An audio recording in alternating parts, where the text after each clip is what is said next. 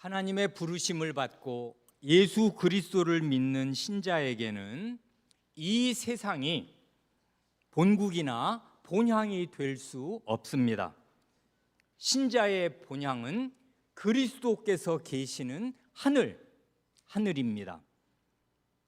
마침 우리 교회에는 하늘이라는 이름을 가진 자녀들도 있습니다. 하늘아 하고 그 이름을 부를 때 우리의 본향이 이 땅이 아니라 그리스도께서 계시는 하늘에 있다는 사실도 때때로 기억하시면 좋을 것입니다. 우리의 본향이 저 하늘에 있기에 이 땅에서 신자는 나그네 곧 외국인과 타향민으로 살아갑니다. 이 타향에서 우리는 선한 행실로 불신자들의 부당한 비난을 잠재워야 합니다. 선행으로 그 입에 재갈을 물려야 합니다. 그리고 우리의 선한 행실은 순종하는 행위로 나타나야 합니다. 신자는 누구에게 순종해야 합니까? 물론 하나님의 말씀에 순종해야 합니다. 그런데 하나님께 대한 순종이 이 불신자들 속에서 어떻게 나타나야만 하는가 하면 하나님께서 신자 위에 두신 권위에 순종하는 것으로 나타나야 합니다. 먼저 사도는 모든 신자에게 우리 위에 두신 국가 지도자들에게 순종하라 명합니다. 다음으로 신자가 노예로 지낼 때에는 자기 주인에게 순종하라 명합니다.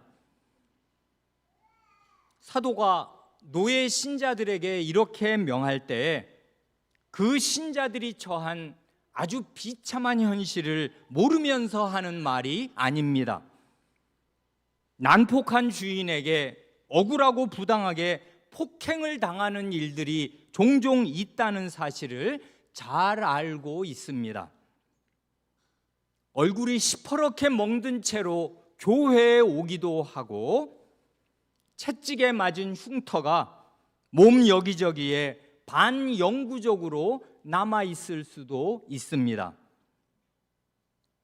그러나 사도는 노예 신자들에게 하나님의 부르심과 그리스도의 모범을 제시하면서 그 비참한 현실이 도리어 하나님의 은혜라고 말합니다. 2장 21절 말씀, 이를 위하여 그것 때문에 너희가 부르심을 받았으니 그리스도도 너희를 위하여 고난을 받으사 너희에게 본을 끼쳐 그 자취 발자국을 따라오게 하려 하셨느니라. 그런데 우리가 이 베드로전서를 읽기 직전에 함께 읽었던 마가복음에도 이러한 그리스도의 모범이 잘 나타나 있습니다. 마가복음 전체의 요절이 될 마가복음 10장 45절 말씀이 이 노예 신자들에게도 복음이 될 것입니다. 다 외우시지요? 큰 소리로 같이 암송해 봅니다. 인자가 온 것은 시작.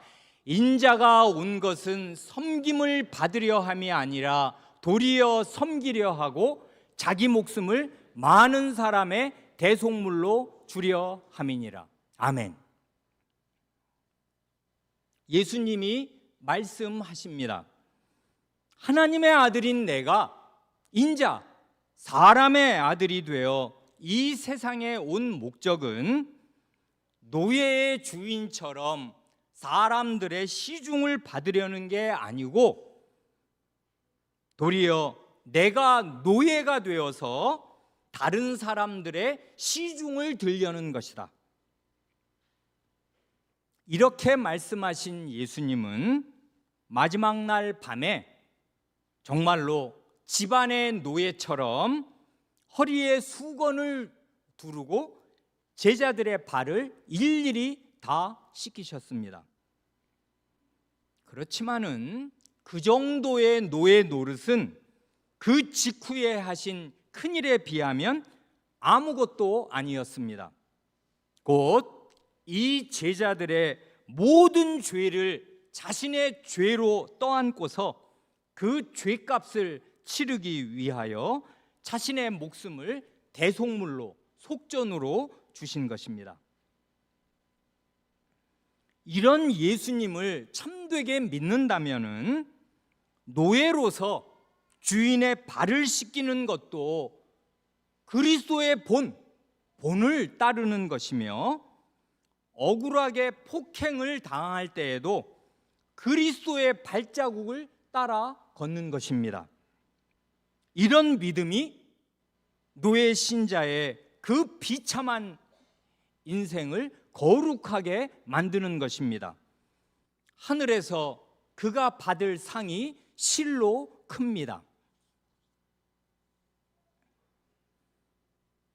여기까지는 지난 시간까지 우리가 함께 살펴본 내용이고요. 마지막 셋째로 사도는 그리스도를 믿는 아내들에게 순종하라 명합니다. 3장 1절의 첫 문장을 먼저 보면 아내들아 이와 같이 자기 남편에게 순종하라 합니다. 사도의 명령, 곧 하나님의 말씀은 아주 직접적이고 구체적입니다. 즉 그리스도를 믿는 아내들에게 다른 사람이 아니라 자기 남편에게 순종하라 합니다. 그런데 여기에 이와 같이라는 말이 붙어 있습니다. 앞에서 말한 것과 같이라는 뜻이겠습니다. 앞에서 무슨 말을 했습니까? 그 앞 2장 12절에서 사도는 그 이후에 할 여러 교훈의 대전제 삼아 말하기를 너희가 이방인 중에서 행실을 선하게 가져 너희 선한 일을 보고 하나님께 영광을 돌리게 하라고 말했습니다. 그와 같이입니다. 이어 2장 13절에서는 인간이라는 모든 피조물을 주를 위하여 순종하라 말했습니다. 그와 같이입니다. 또한 17절에서는 모든 사람을 존중하라 명했습니다. 그것이 하나님을 두려워하는 신자들의 마땅한 태도입니다. 그리고 18절에서는 노예 신자들에게 모든 두려움으로 주인들에게 순종하라고 명했습니다. 그와 같이입니다. 방금 사도가 앞에서 한 말 4구절을 뽑아서 읽었는데 이 말들을 보면 하나님이 빠지지 않습니다.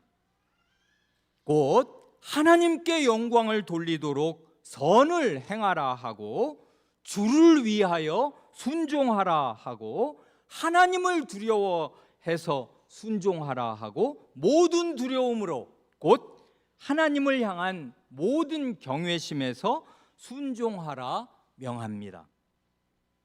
그러니 신자의 선행, 곧 다른 사람에 대한 존중이나 자기 위에 두신 권위에 대한 순종은 바로 하나님을 경외하는 마음에서 나오는 것입니다. 그러니 그 역도 성립할 것입니다.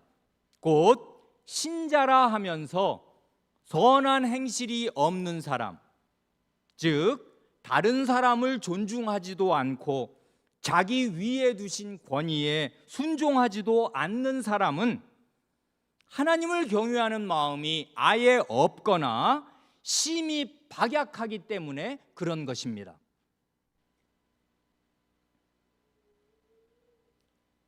이 베드로전서 3장 1절을 읽을 때 먼저 유념할 것은 이것입니다. 자기 남편에 대한 아내의 순종은 남편이 어떤 사람이냐, 신자냐 불신자냐에 달린 것이 아닙니다. 또한 내 남편이 내게 제대로 잘하는가, 지지리도 못하는가, 거기에 달린 것도 아닙니다. 그것은 신자들 위에 두신 국가 통치자가 신자냐 불신자냐, 성군이냐 폭군이냐와 관계없이 신자는 하나님을 경외하기에 위에 두신 왕과 총독에게 순종해야 하는 것과 마찬가지입니다. 그 왕이 네로여도 마찬가지이고 그 총독이 빌라도여도 마찬가지인 것입니다. 예수님과 사도들이 먼저 그런 순종의 길을 걸었습니다. 이것은 또한 노예 신자들이 자기 위에 있는 주인이 선량하고 관대한 사람이냐 아니면 까다롭고 난폭한 사람이냐와 관계없이 신자는 모든 두려움으로 하나님을 두려워하기에 자기 주인에게 순종해야 하는 것과 마찬가지입니다. 그러니 이건 조건부가 아닙니다. 남편이 어떻게 하든 관계없는 것이에요. 하나님의 명령은 절대적인 것입니다. 아내 된 사람은 자기 남편에게 순종해야 마땅합니다. 그것이 하나님의 명령입니다.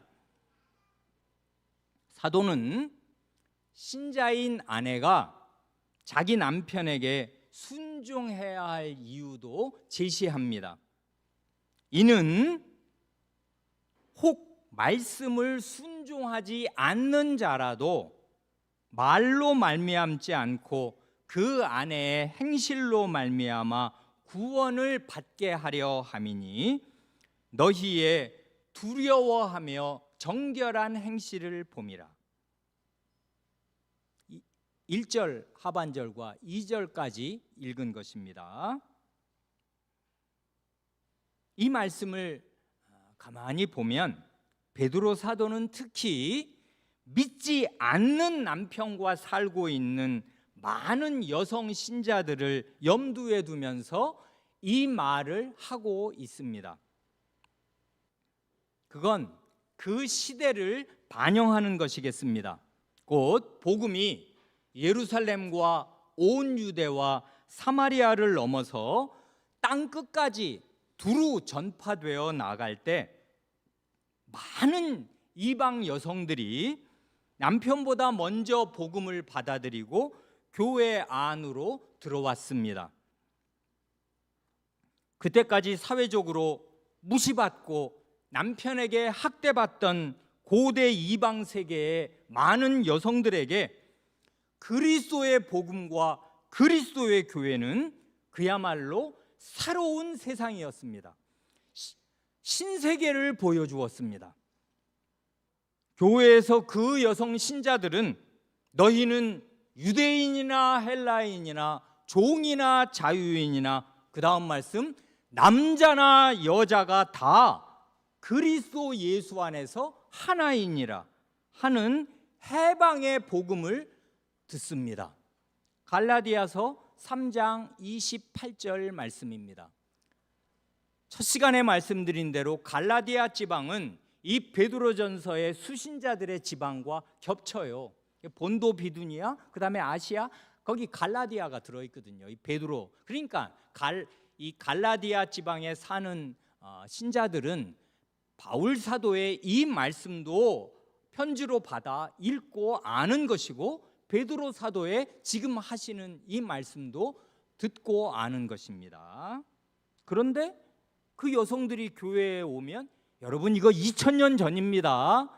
민주주의가 세계에서 가장 발달한 그런 미국에도 여성 참정권을 얻은 지가 100년이 안 돼요. 흑인보다 나중에 여성 참정권이 주어졌어요. 이런데 2000년 전에 바울 사도는 남자나 여자가 그리스도 예수 안에서 다 하나다. 이런 건 혁명 그 이상 아닙니까? 세상이 뒤집어지는 너무나 놀라운 복음 중에 복음이란 말입니다. 그런 복음을 여성은 교회에서 들어요.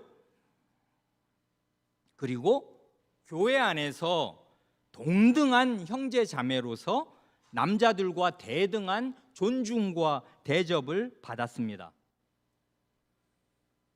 그러나 그것은 반짝 하루, 주일에 교회에서만 그런 것뿐이고 집으로 돌아가면 전과 다름없는 모멸적인 대접이 그녀를 기다리고 있었습니다. 더욱이 자기 도시의 수호신을 섬기는 우상 숭배의 종교 문화가 지배적이었던 그 고대 사회에서 아내가 새로운 외래 종교인 기독교, 그것도 요즘에 저 이상한 종교가 들어와서 우리 사회 풍조를 많이 흐트러뜨린다 하는 말이 그냥 소아시아, 에베소나 어디나 저녁에 이렇게 들불처럼 부당한 기독교에 대한 비방과 모욕이 이렇게 퍼지고 있는 그런 시대에 자기 아내가 남편의 허락도 없이 기독교로 개종한 사실을 남편이 알게 되면 아내를 더욱 함부로 할 가능성이 아주 높았습니다. 그러니 이 여성들은 주일에 교회를 떠나 자기 집으로 가기가 싫었을 것입니다. 그런 상황에서 사도는 아내들에게 명합니다. 자기 남편에게 순종하라 합니다. 그리고 그 이유도 제시합니다.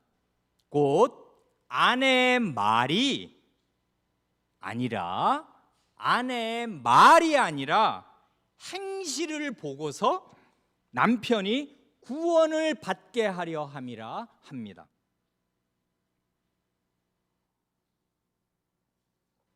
본래는 사람이 구원을 받으려면 하나님의 말씀, 곧 구원의 복음을 듣고 믿어야 합니다. 그 사실은 누구보다 사도가 잘 알고 있습니다. 그래, 이 베드로전서 1장 23절 이하에서 이미 말하기를 너희가 거듭난 것은, 바꾸어 말하면 너희가 구원을 받은 것은 하나님의 말씀으로 된 것이라 하고 너희에게 전한 복음이 곧 이 말씀이라 하였습니다. 그러니까 구원받아 하나님의 자식으로 거듭나는 것은 살아있고 항상 있는 하나님의 말씀을 듣고 믿어야 하는 것이고, 사도가 전하는 복음이 곧 하나님의 항상 있고 살아있는 말씀, 그것이에요. 그러니 사도의 복음을 듣고 하나님의 말씀을 믿어야 돼요. 하지만 불행히도 이런 복음의 말씀이 전혀 먹히지 않는 경우도 왕왕 있습니다. 믿지 않는 남편이 완강하게 하나님의 말씀을 거부하고 그 말씀을 들을 마음이 전혀 없는 경우입니다. 그런 경우에는 말이 소용이 없습니다. 같이 교회 나가면 어떨까요? 씨알도 먹히지 않습니다. 우리 목사님이 이렇게 좋은 말씀을 하시던데 듣기 싫다 합니다. 말이 소용이 없습니다. 그러한 언어 도단의 상태, 문자 그대로 말의 길이 끊어진 경우에도 조용히 효력을 발휘하는 게 있습니다.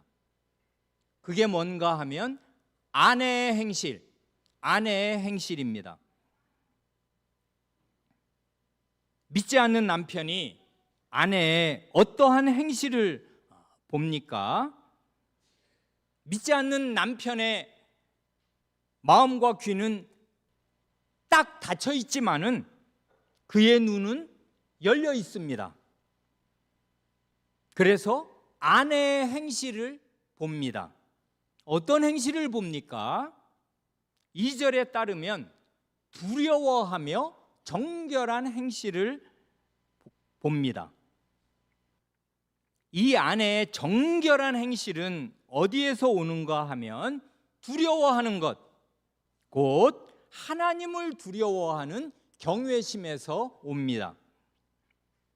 사도는 이미 그 앞 1장 17절에서 교훈하기를 의무로 보시지 않고 각 사람의 행위대로 심판하시는 이를 너희가 아버지라 부른즉 너희가 나그네로 있을 때를 두려움으로 지내라 하였습니다. 또한 2장 17절에서는 모든 사람을 존중하며 하나님을 두려워하라 하였습니다. 그래, 하나님의 딸인 이 여성은 생각합니다. 하나님 아버지께서 나의 행위대로, 곧 내가 남편을 대하는 행위대로 나를 심판하신다. 두려운 일이 아닐 수 없다. 그러니 남편이 나를 어떻게 대하든지 간에 나는 남편을 하나님 앞에서 바르게 대해야 한다. 그래, 하나님을 두려워하는 마음으로 그의 언행 심사가 정결한 것입니다. 정결한 행위는 하나님을 경외하는 경외심에서 나옵니다. 그러니 성도 여러분, 신자인 아내가 안 믿는 남편, 곧 하나님 말씀에 순종하지 않고 도리어 하나님 말씀에 적대적인 남편도 이렇게 대해야 한다면은 하물며 하나님을 믿는 믿음이 조금이라도 있는 남편은 아내가 어떻게 대해야 마땅한 것인지 하나님을 경외하는 아내라면 모를 수가 없을 것입니다. 그런데 모르는 아내도 있는 것 같기는 합니다. 그 가정의 문제는 그 근본 원인이 남편에게 달린 게 아니라 아내의 마음에 하나님을 경외하는 경외심이 부족한 데에 있는 것입니다. 하나님 말씀은 언제나 예외 없이 권위 아래에 있는 사람에게 먼저 명해요. 바울 서신을, 에베소서를, 골로새서를 읽어보세요. 권위 아래에 있는 사람이 먼저 명받아요. 그 말씀에 순종하면 됩니다. 이렇게 남편을 순종하라고 명하고 순종해야 할 이유도 제시한 사도는 이제 3절 이하에서 아내의 단장에 대하여 교훈합니다. 오늘은 이 3, 4절까지만 보아야 할 것 같습니다. 3, 4절 너희의 단장은 머리를 꾸미고 금을 차고 아름다운 옷을 입는 외모로 하지 말고 오직 마음에 숨은 사람을 온유하고 안정한 심령에 썩지 아니할 것으로 하라. 이는 하나님 앞에 값진 것이니라 합니다. 이 두 구절에서 사도는 두 가지 단장을 대조합니다. 하나는 외모, 겉모습을 단장하는 것입니다. 다른 하나는 내면, 속사람을 단장하는 것입니다. 외모, 겉모습이야 자기가 보아도 어느 정도 알 수 있고 사람들의 눈에 외모는 금세 뜨입니다. 그러나 내면에 있는 속사람은 눈에 잘 안 띄게 숨어 있습니다. 그래 숨은 사람, 마음에 숨은 사람이라 표현합니다. 잘 안 보인다 그 말이겠습니다. 하지만 하나님께서는 각 사람의 내면을 꿰뚫어 보십니다. 그런데 사람들이 외모를 어떻게 단장합니까? 베드로 사도는 관찰력이 좋았던가 봅니다. 대표적으로 세 가지로 외모를 치장한다 꼽습니다. 첫째는 따옴머리, 헤어스타일입니다. 둘째는 귀걸이나 목걸이나 팔찌 같은 금은 보석의 장신구입니다. 셋째는 아름다운 옷입니다. 오늘날 같으면 여기에 명품 핸드백이나 가방 혹은 패션의 완성이라는 구두 등도 첨가할 수 있을 것입니다. 신자가 자신의 외모를 단장하는 데 들이는 마음과 시간의 3분의 1만이라도 자신의 내면을 단장하는 데 쓴다면 교회는 지금보다 훨씬 더 나아질 것입니다. 머리 손질에 들이는 시간 한번 생각해 보세요. 염색을 하든지 파마를 하든지 이발을 하든지 그 다음에 옷을 사느라 고르고 반품하고 들이는 그 모든 시간, 구두를 고르는 시간 등등등등의 그 결국 외모인데 겉모습을 그저 손가락질 받지 않게 기본적으로 하는 것, 그리고 더 마음을 기울여서 하는데 쓰는 그런 시간이 얼마나 우리 인생에서 많은 시간을 차지하는지 한번 생각해 보세요. 그럼 신자의 내면, 속사람은 어떻게 단장합니까? 유행 따라 금세 바뀌는 헤어스타일이나 장신구나 옷이 아니라 썩지 아니할 것, 곧 그 가치가 영구적으로 빛나는 것으로 단장하라 합니다. 그게 뭐냐 하면 온유하고 안정한 심령입니다. 이게 오늘 설교의 말하자면 화두입니다. 온유하고 안정한 심령. 온유한 심령은 알겠는데 안정한 심령이란 또 뭡니까? 안정된 마음? 불안정한 마음의 반대 상태? 그것도 크게 틀리지는 않습니다. 그런데 여기에 안정한을 고요한 또는 조용한으로 바꾸면 더 정확할 것입니다. 그래, 사도가 지금 무엇으로 신자는 자기 내면을 단장하라 하는가 하면 온유하고 고요한 마음입니다. 달리 표현하면 부드럽고 조용한 정신입니다. 그래, 영어 성경을 보면 제가 한 5개를 봤는데 예외가 없이 이 안정한 심령을 quiet spirit으로 옮겨놨어요. 그게 정확한 번역입니다. quiet라는 말은 우리 초등학교 이상 되는 학생들 다 알지요. 조용한 정신, 조용한 마음, 그것입니다. 그 반대가 뭐겠습니까? 온유한 마음의 반대는 사납고 거친 마음입니다. 난폭한 마음. 그리고 조용한 마음의 반대는 무엇입니까? 부글부글 끓는 마음입니다. 쉴 새 없이 사나운 말이 쏟아져 나오는 그 조용하지 않은 상태. 그러니까 마치 내 마음은 호수여, 그런 가곡의 가사도 있듯이 마음이 호수도, 이제 호수는 바다에 비해서는 그 수면이 잔잔하잖아요. 그래, 마음이 착 이렇게 고요한 수면처럼 잔잔해야 되는데 때때로 누가 뭘 던지면 파문이 일어서 이게 풍덩하면서 이렇게 동심원이 퍼져나가기도 하고, 이게 시냇물이나 바다 같으면 이제 그 물결이 막 치거나 파도가 치잖아요. 그러면 바다는 한시도 조용히 있는 날이 없잖아요. 그 늘 출렁출렁 한단 말입니다. 그래서 여기 온유한 마음의 반대는 사납고 부글부글 끓는 마음, 그것입니다. 아내의 마음 상태가 사납고 부글부글 끓으면 남편과 사사건건 맞서 대결하고 싸울 수밖에 없습니다.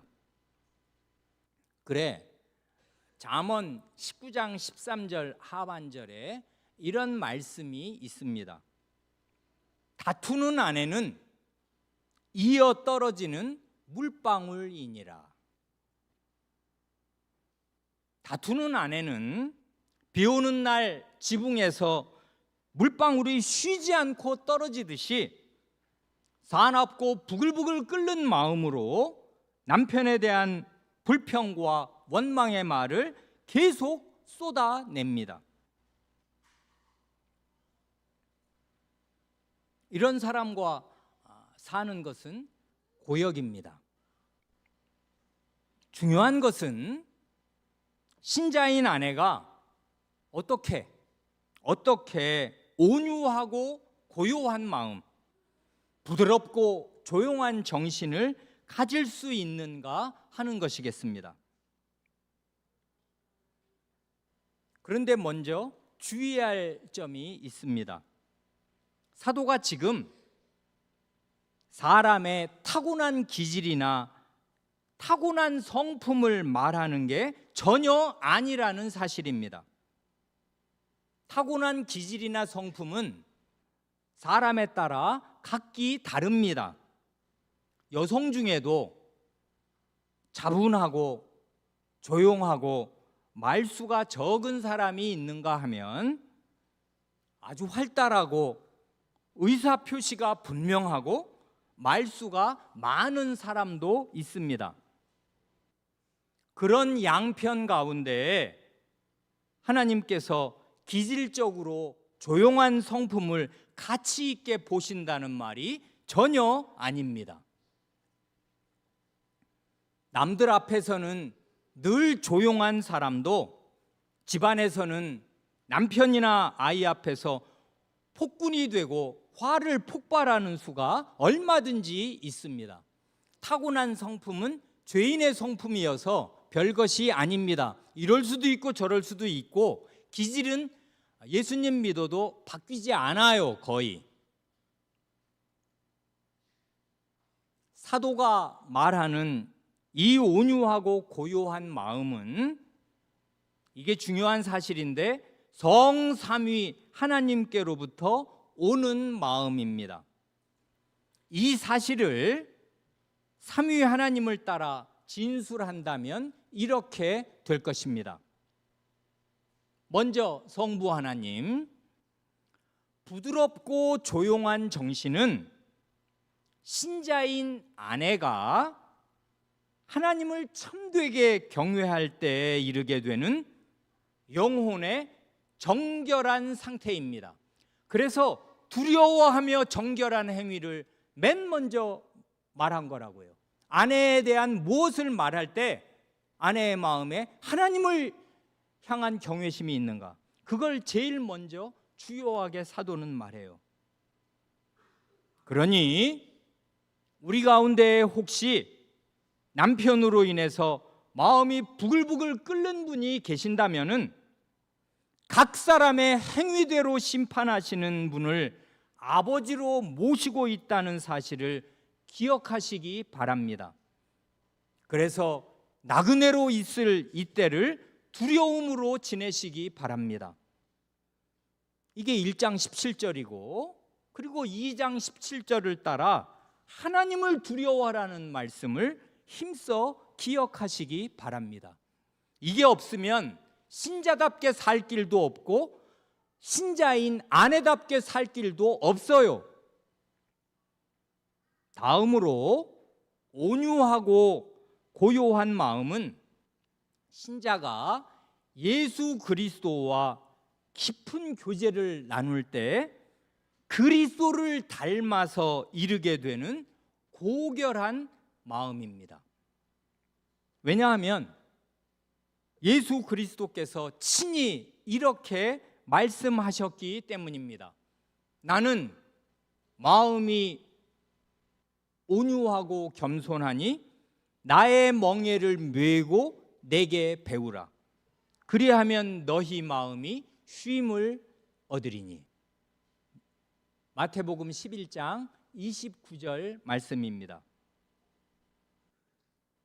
예수님은 이 말씀처럼 마음이 온유하고 겸손하실 뿐만 아니라 조용한 분이셨습니다.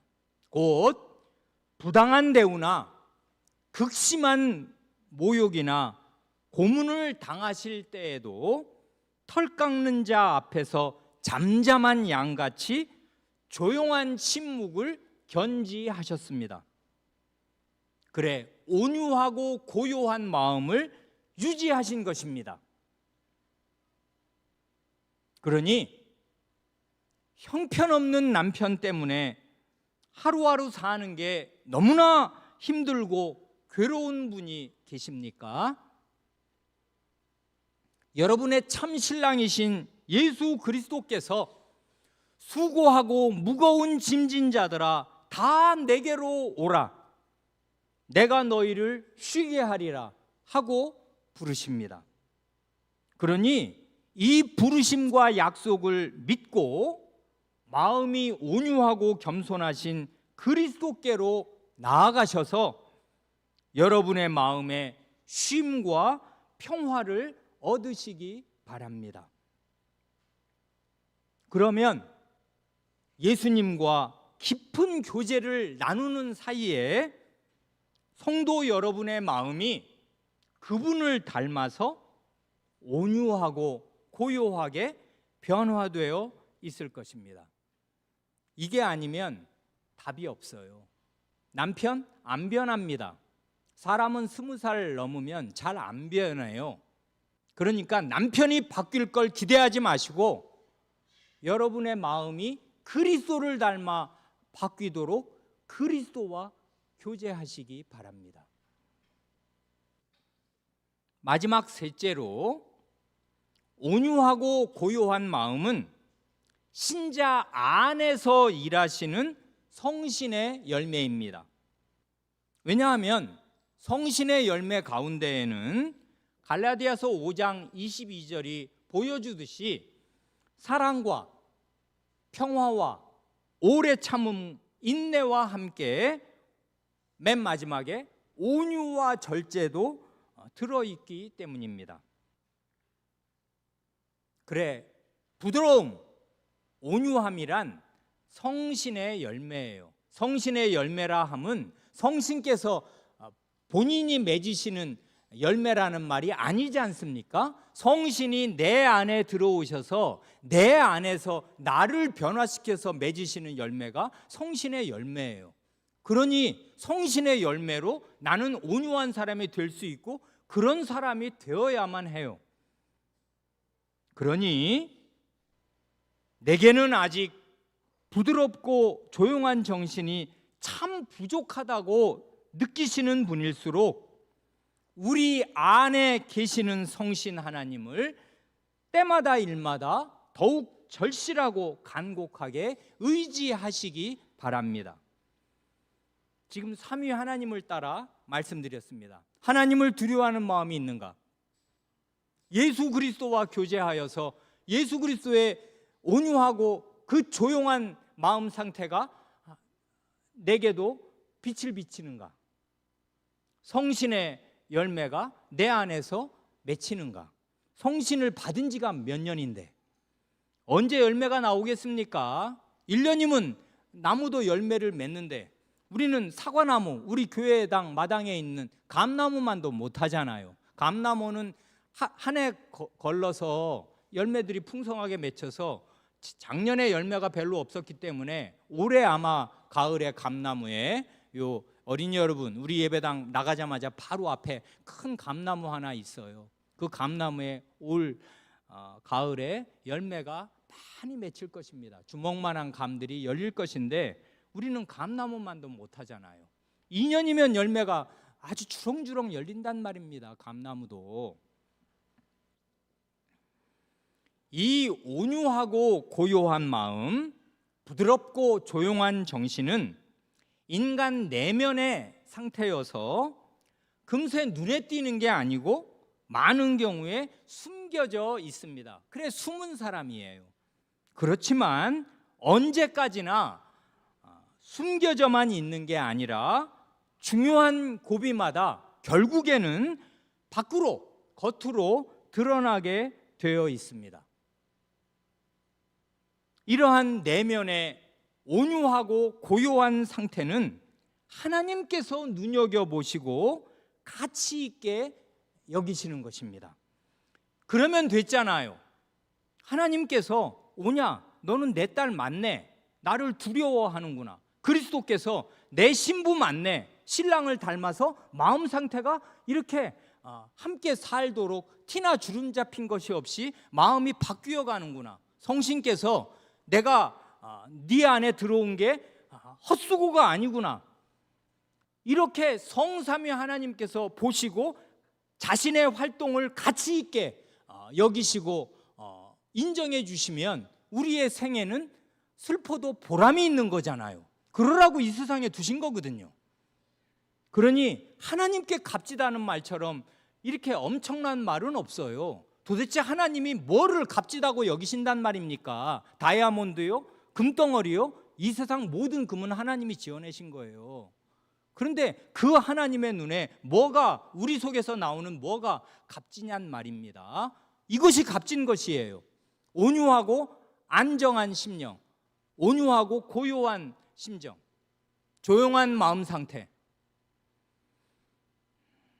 그래 하나님이 이걸 값지다고 여기십니다. 뿐만 아니라 바로 이것이, 이 정결한 행위, 이 마음 상태가 믿지 않는 남편을 하나님께로 인도하는 아주 중요한 수단이 됩니다. 하나님이 이걸 쓰셔요. 그래 믿지 않는 남편은 사실상 가망이 없는 사람이지 않습니까? 복음을 배척해, 하나님 말씀 듣기 싫어해, 교회는 안 나가, 구원받을 길 없는 거예요. 그런데 비친 아내가 있어요. 그 아내랑 매일 살면 아내를 모르는 남편은 없거든요. 보면 알아요, 살면 알아요. 숨길 수 있는 게 아니에요. 그런데 그 아내에게서 그 말은 듣기 싫은데, 뭐 예수쟁이 뭐 예수쟁이라 난 그런 말은 듣기 싫은데 아내의 행위는 고결합니다. 뭔가 달라요. 앞으로 더 보겠습니다마는, 그래서 이 믿지 않는 그 마음이 강팍하고 난폭하고 아내를 함부로 대하는, 과거 같으면 100년 전만 해도 우리나라 우리 할아버지들이 자기 할머니 얼마나 함부로 대하였습니까? 이건 2000년 전이란 말입니다. 그러니까 여성의 인권 그런 건 없는 시절이에요. 그런 시절에도 아내에 의해서 구원받는 남편이 생겨요. 어떻게 해요? 말이 아니라 이런 삼위 하나님에 의하여 빚어진 그의 내면의 상태, 그의 정결한 행위가 남편을 그리스도께로, 하나님께로 인도하는 징검다리로 하나님이 써주신다, 그 말이지 않습니까? 사실 이러한 영혼의 상태는 비단 기혼 여성에게만 요구되는 게 아니라 하나님의 백성 모두에게 요구되는 것입니다. 온유하고 조용한 마음 상태. 왜냐하면 마태복음 5장에 나오는 그 유명한 이른바 팔복, 8가지 복 말입니다. 그리스도께서 하나님 나라의 왕으로서 산 위에 딱 좌정하시고 선언하신 천국 백성, 하나님 나라 백성의 복된 마음 상태 8가지를 꼽으시는데, 그 중에 3번째로 온유함이 거기 딱 들어있어요. 이건 하나님 나라 백성의 마음 상태예요. 이 온유함은, 이 부드러움은 어디에서 시작됩니까? 심령이 가난한 데에서 시작됩니다. 심령의 가난함이란 사람이 하나님을 마주대할 때에 느끼는 자신의 완전한 무능에 대한 근본적인 자각입니다. 바꾸어 말해서 심령이 가난해지는 비결은 내가 그 거룩하신 하나님 앞에 있다는 사실을 절실하게 인식하는 것입니다. 이사야서 6장의 이사야 예언자 같은 것. 거룩하다, 거룩하다, 거룩하다. 천사들조차 머리와 다리를 가리고 찬송할 수밖에 없는 그 하나님 앞에 하나님을 직면하게 될 때 화로다 나여 망하게 되었도다 하고 고백할 수밖에 없는 자신의 완전히 무능한 상태를 자각하는 것, 그것이 심령이 가난한 것이에요. 거기에서 온유한 마음은 출발하는 것입니다. 다음으로 이 온유함은 어디에서 나옵니까? 애통하는 데에서 옵니다. 자기의 마음과 생활을 돌이켜볼 때 해서는 안 될 일을 많이도 했다는 것, 죄악된 생각과 감정을 품은 사실이 차고 넘친다는 것을 알고 슬퍼합니다. 그는 로마서 7장에 나오는 사도 바울의 비통한 슬픔과 절규를 이해하는 사람입니다. 아, 나는 얼마나 비참한 인간입니까? 누가 이 죽음의 몸에서 나를 건져내겠습니까? 내 육신 안에는 선한 것이 하나도 없다는 것을 나는 압니다. 그래 애통합니다. 웁니다. 이런 심령의 가난함과 애통을 바탕으로 온유하다는 것은 나 자신에 대한 자세인 동시에 다른 사람을 대하는 태도이기도 합니다. 이 두 자세가 딱 맞물려 돌아가요. 온유한 사람은 자기 자신도 정당하게 대하고 다른 사람도 정당하게 대해요. 어떻게 해요? 온유한 사람은 가난한 심령으로 자기 죄를 슬퍼하기에 자기 자랑이나 자기 주장을 하지 않고 자기의 권리를 주장하지 않습니다. 내가 당신 안 했는데 왜 나한테 이렇게 하냐? 그걸 따지지 않는다고요. 그게 온유한 거예요. 자기 권리를 주장하지 않아요. 온유한 사람은 상대방이 자기를 나쁘게 말하거나 부당하게 대할 때에도 보복심을 품지 않습니다. 부부싸움의 대부분은 그 말에서 빈정 상하기 때문에 그런 거잖아요. 어떻게 말을 저렇게 할 수가 있나? 기분 나쁘다. 마음이 틀어지면 그 다음부터 이제 말에 그 수위가 올라가면서 그게 싸움이 되는 거지 않습니까? 그러나 마음이 온유한 사람은 안갚음을 할 마음, 보복심을 품지 않아요. 왜냐하면 자신은 원래 상대방이 알고 있는 것보다 훨씬 더 악질적인 죄인임을 잘 알고 있기 때문입니다. 자신은 원래 지옥에서 영원히 죄의 대가를 치러야 마땅한 죄인임을 알고 있기 때문입니다. 온유한 마음은 심령의 가난함과 애통함에서 나오는 거예요. 그렇기에 온유한 것과 조용한 것은 함께 가는 것입니다. 온유한 사람은 욕설을 들어도 맞대어 욕하지 않기에 조용합니다.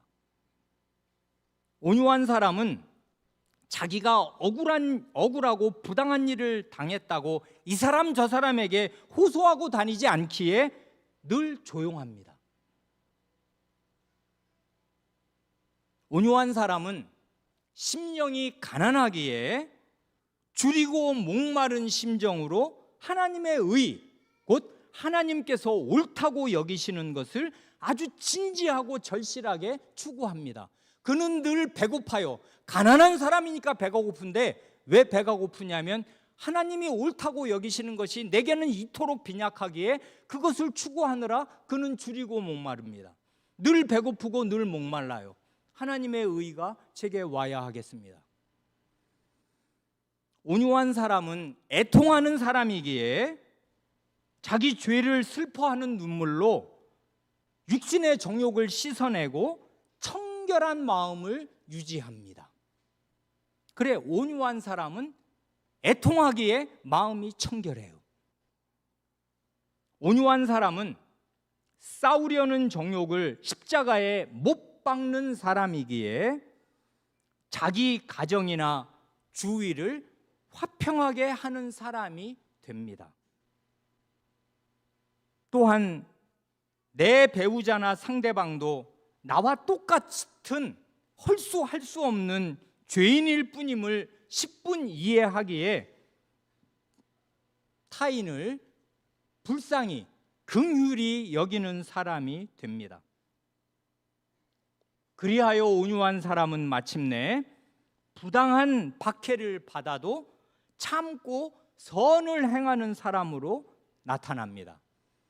그래, 성신의 그 9가지 열매가 그냥 그게 무슨 가지가 다 다른 게 아니라 한 열매의 이면저면을 말하는 것이듯이 그리스도께서 하나님 나라의 왕으로서 내 나라의 백성의 심상은 이런 거다 하고 말씀하신 8가지의 복된 상태는 나눌 수 있는 게 아니어서 나는 심령이 가난하지만 성격이 워낙 타고나서 괄괄해서 온유하지는 못해 이렇게 되는 게 아니에요.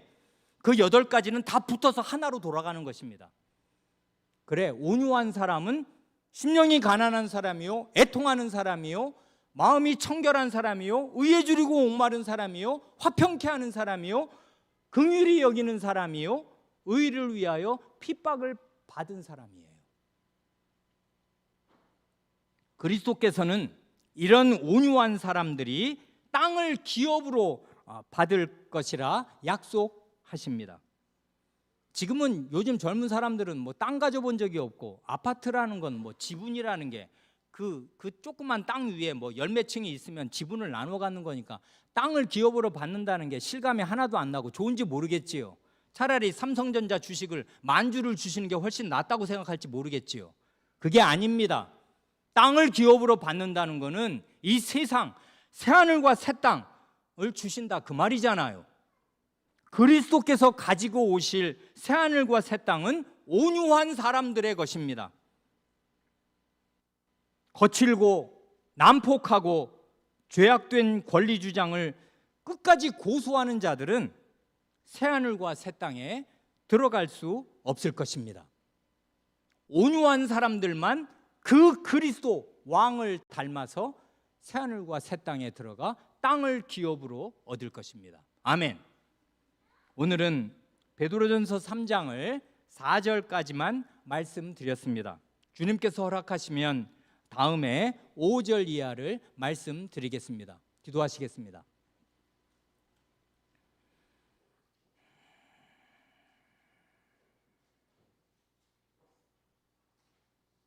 하나님 아버지, 사도 베드로가 그 비참한 시대, 노예들이 그렇게나 많고 여성들이 부당한 모욕과 학대를 받는 일들이 너무나 칠판하게 많은 그 어려운 시대를 살면서 하나님의 백성에게 교훈할 때 값싼 위로를 전한 것이 아니요, 이 모든 어려운 상황, 말도 안 되는 상황, 억울하고 부당한 상황을 직시할 수 있는 근원적인 빛을 비추어 주시되, 노예에게는 자기 주인에게 순종하라 하시고 아내에게는 믿지 않는 자라도, 하나님의 말씀을 순종하지 않는 자라도 그런 남편에게 순종하라 말하면서 그 이유를 말할 때 저희의 얼굴이 뜨뜻하오며 저희의 생내적인 본성은 이런 하나님의 말씀과 천리말리 먼 것을 인정하지 않을 수가 없습니다. 저희 가운데 온유한 사람이 누구이오며 저희 가운데 부당한 욕설과 모욕을 받을 때 조용한 심정을 유지할 수 있는 사람이 누구이옵니까? 그러니 저희는 얼마나 성부 하나님으로부터 멀며 예수 그리스도 곧 온유하고 겸손하시고 조용하신 그분과 얼마나 멀며 성신 하나님 곧 입이 있어도 말씀하지 않으시며 오직 듣는 것을 말씀하시고 성부 하나님의 말씀과 성자 예수 그리스도의 말씀만을 전하는 것을 자신의 사명으로 알고 그 자신의 말씀은 한마디도 없는 것처럼 사시는 성신 하나님과 저희는 얼마나 멀고 먼 존재이옵니까? 이 하나님의 말씀 앞에서 저희의 부끄러운 모습과 동떨어진 모습을 발견하고 슬퍼하게 하여 주시고, 가난하게 하여 주시고, 아무것도 없는 줄을 알게 하여 주시고, 하나님 앞에 엎드려 의에 줄이고 목마른 사람으로 하나님의 의, 하나님께서 옳게 여기시는 것을 절실하게 추구하는 사람들이 다 되게 하여 주시기를 구합니다.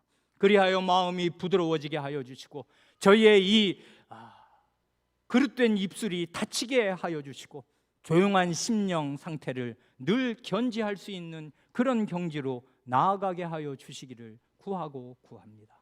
어려움이 많고 다툼이 많고 이 깨어질 듯 유리그릇 같은 저희의 연약한 가정들을 불쌍히 여기시고 저희의 마음을 근본적으로 변혁시켜 주시기를 구합니다. 우리 구주 예수님의 이름으로 기도합니다. 아멘.